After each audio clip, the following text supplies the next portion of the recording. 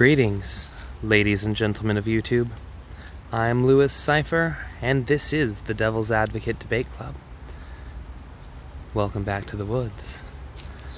Today I'd like to talk to you a little bit about a quote I read recently on Twitter. I don't remember the name of the person who said it, or know if they'd want to be included in my video anyway, but the quote is the title of this video. This is what happens when people care more about ideologies than people.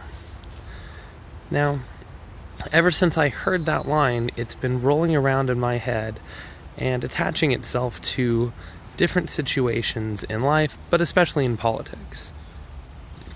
The situation that he had brought it up in reference to was recently there was a not-for-profit organization at the border who had raised money for beds for children in the holding facilities where the illegal immigrants are being held at the border. Asylum seekers, they're all being held together. Anyway, the company that makes the beds, or was going to make the beds, had a huge walkout. A bunch of workers walked out in protest of their company working for this not-for-profit organization, and more specifically with the U.S. government, to provide beds for these children. And Alexandria Ocasio-Cortez cheered the walkout. Now, I understand that the far left and the Democrats in general are doing what they can to cut any funding for ICE, but this was funding raised through a not-for-profit organization for a specific purpose: to help people, to help children. And I have to agree with Tim Pool on this one when I say, just give the children beds. Let the children have their beds, and don't cheer when the children's beds might be taken away, or when people are trying to take the children's beds away. This seems like it shouldn't have to be explained, but it does seem that certain members of the left are doing anything they can in an attempt to make Trump look bad.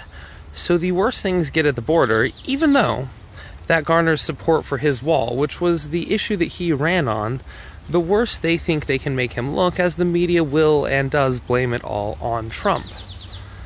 The problem is it's a much more complicated situation than that, where there are both people and more so ideologies that are behind the divide.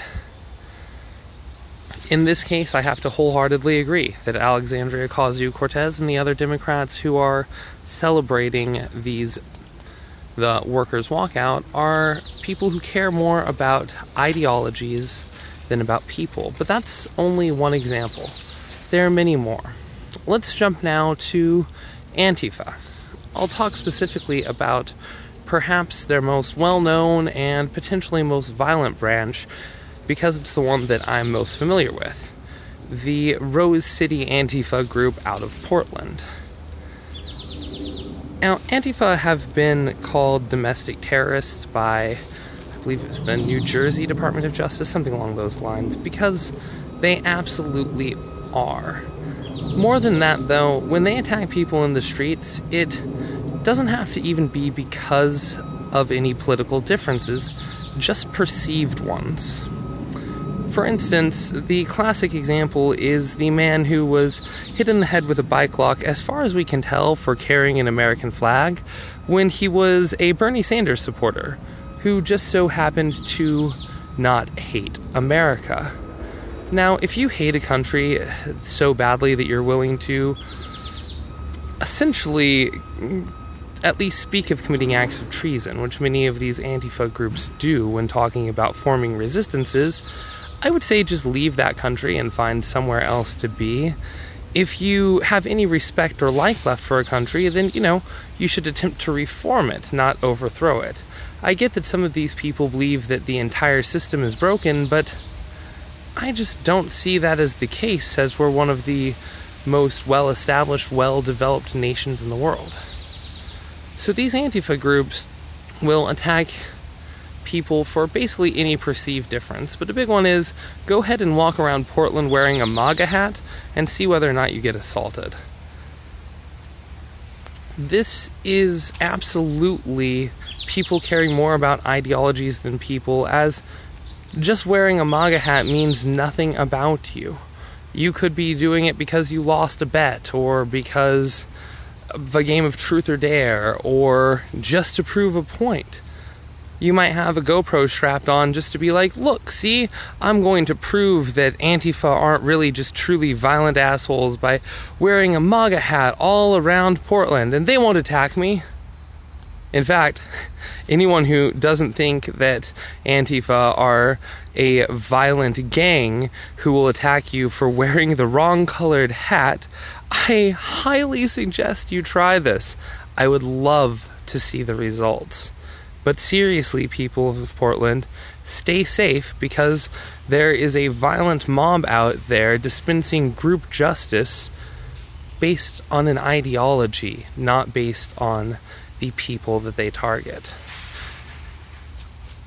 Now, as I said, there are many different examples of this. Another one getting just a touch less political, or at least getting out of the sphere of elected politicians. Well, I guess Antifa didn't fall into that category, although the mayor is protecting them, and I'd meant to talk a little bit more about that, but perhaps another video. Anyway, moving towards big tech companies, Google, Amazon, Twitter, and Netflix recently lost, I believe it was $136 billion, but well over $100 billion between the four companies. Most of it centered around Google and Amazon, and as far as I or any logical analysis I've seen of this event can tell, this was mostly because of their woke culture, or of them kowtowing into intersectionality as opposed to worrying about their business model. For instance, YouTube, which is one of Google's biggest enterprises, is banning channels left and right who are not breaking their terms of service. They're demonetizing channels, deleting videos, and basically doing everything they can to get rid of, I believe it was called fringe content, which is dangerous for a number of reasons that a number of people have discussed better than I could. More importantly, for the context of my video, though, it is in fact putting, once again, ideologies above people. And not just the people whose channels they are demonetizing, who have invested time and effort into the platform, helping YouTube grow, in many cases for many years, before having YouTube basically take all of that manpower for themselves, taking that growth, keeping it, and getting rid of the channels themselves at, a moderate loss. That being said, they're doing this at the loss of billions of dollars. It's moderate for a company like Google, but that is a large amount of money, and companies don't generally take hits to their profits once they have established certain profit margins. They tend to do things like cut back hours and lay people off in an attempt to make that money back up. So Google is a massive corporation who probably hasn't experienced any large percentage of layoffs due to these billions of dollars in lost profits. However, there's a trickle-down effect that you don't see, especially if they're hiding it well from a corporate level, that affects the individual people who work for these companies.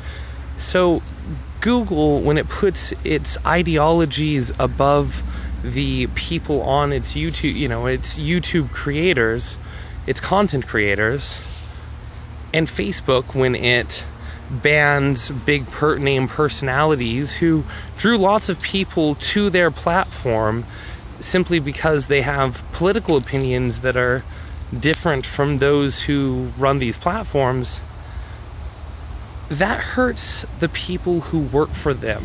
It hurts the companies, and it hurts the content creators. With really no benefit to anyone. The only people who could be potentially said to benefit from this situation are advertisers on these platforms who want a more sanitary platform to put their advertisements on. So the only potential benefiters are other big corporations, not even the ones doing the censoring, but the ones that essentially leech off of their vastly superior growth and profits. And honestly speaking, these advertisers need YouTube and Google a hell of a lot more than YouTube and Google need them. They are, for the most part, not going to jump off platform, at least not in big numbers, just because of a few political opinions that aren't, well, far left. So once again, we have a group of people, in this case, a group of large tech companies, ooh, that's not going to support my weight, who care more about ideologies than people. And in this case, it's at the detriment of literally everyone. Anyone who might want to see these content creators because they like them and agree with their opinions, or anyone looking to expand their horizons to find new opinions that differ from theirs. If these opinions get censored, you won't be able to see what the other side thinks, not without going to platforms like Minds, and maybe even Gab, depending on what type of idea you're looking for. So, in conclusion, this idea has seeped into business aspects of how I view the world, politics, and even just groups like Antifa, which are just civilian groups. Well, I mean, Antifa has become corporate. They sell t-shirts and things like that, so I suppose they also fall to some degree into the business category. But even just the individuals within Antifa who feel this way, who believes that it's okay to throw milkshakes laced with caustic materials, literally milkshakes laced with mild acids, at a reporter who does nothing but show the world they're violent. I mean, he doesn't, dox them or expose individual members. He just shows what they're doing in the streets, which I think people have a right to know. Anyway, the more I think about it, the more important an idea I believe it is. Don't care more about ideologies than people. Now, for me, this isn't hard. I'm an individualist. I believe in liberty and individualism. So my ideology is to believe about people, to believe in people, to care about individuals. And,